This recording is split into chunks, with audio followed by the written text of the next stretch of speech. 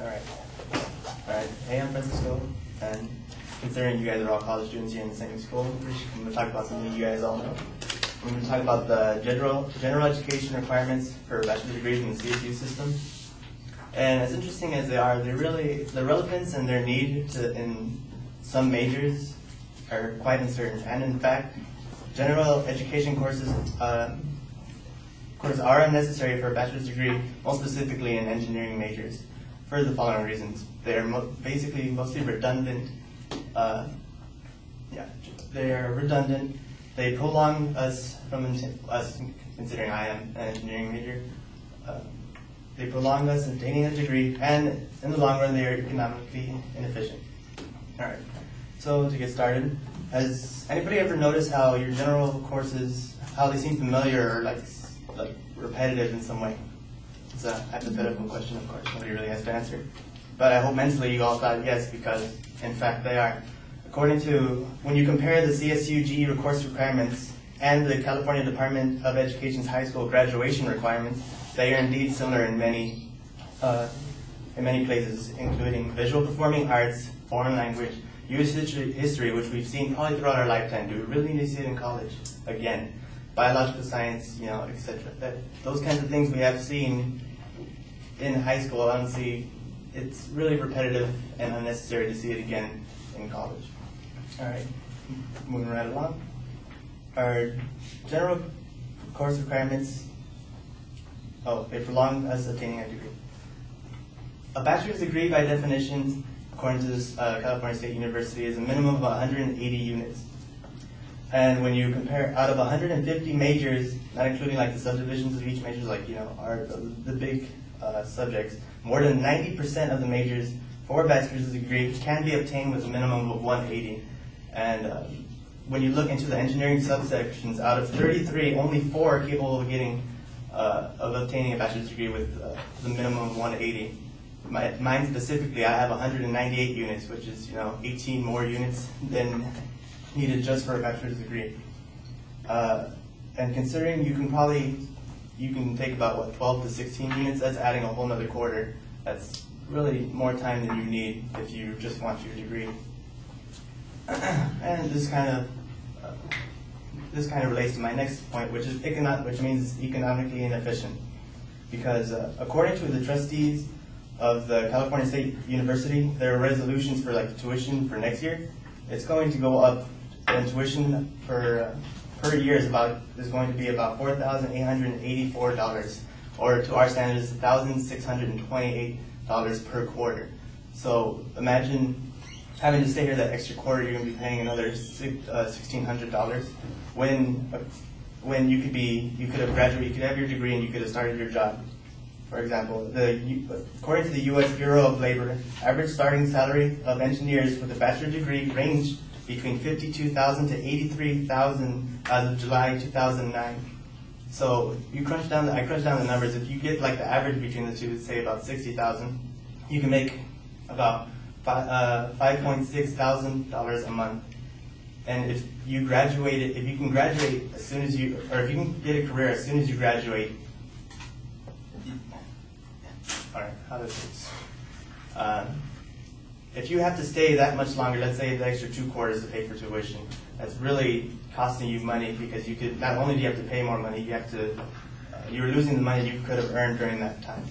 And so, for the recap, general education requirements are unnecessary for engineering majors in the CSU system for a bachelor's degree, because they are redundant, because they prolong obtaining our degree, and because they are just economically inefficient. Thank you.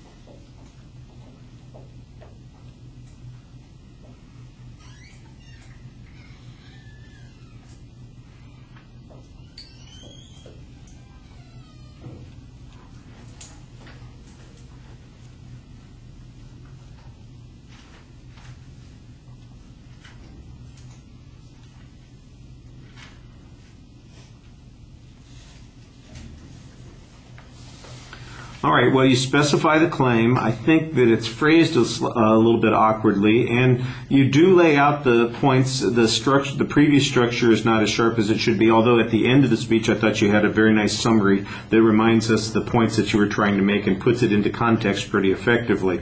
Internal signposting is fine. The first point on the material being redundant, that's all assumed in your presentation based on what you say is a comparison between California graduation requirements in high schools and the class loads that are required at the university level. I don't know that the content is the same. All I've got is your say-so on that. You could use an example here of the history requirement, for instance, what's required in high school history versus what's required in the college history classes that they're requiring you to take. I don't know that it covers the same material. And you say, and we already know this stuff anyway. Well, let's have a demonstration of that. For instance, that people who are in these particular programs have likely already graduated or completed those classes in high school with competency, and therefore they are conversant and understand that material. We need some examples or statistics on that.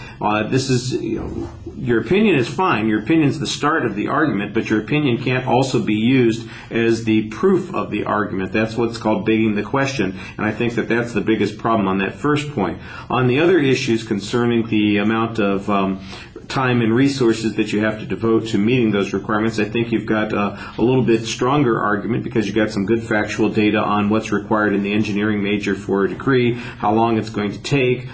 You've got some interesting statistical data on income and potential development of income, that sort of thing.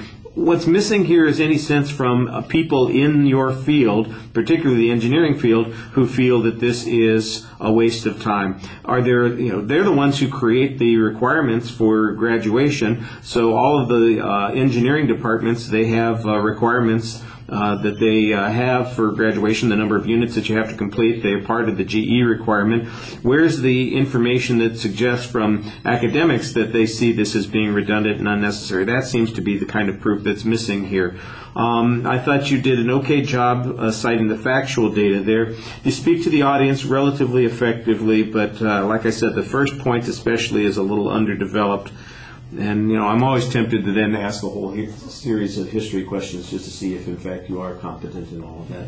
And it is redundant, So I'm going to ask you who, the vice president is, and who was the 33rd president, and what year did the Civil War start and end, and who are enemies in World War I and II, and, what was the outcome in Vietnam, and so on and so forth. I'm sure you could answer all those questions without any problem.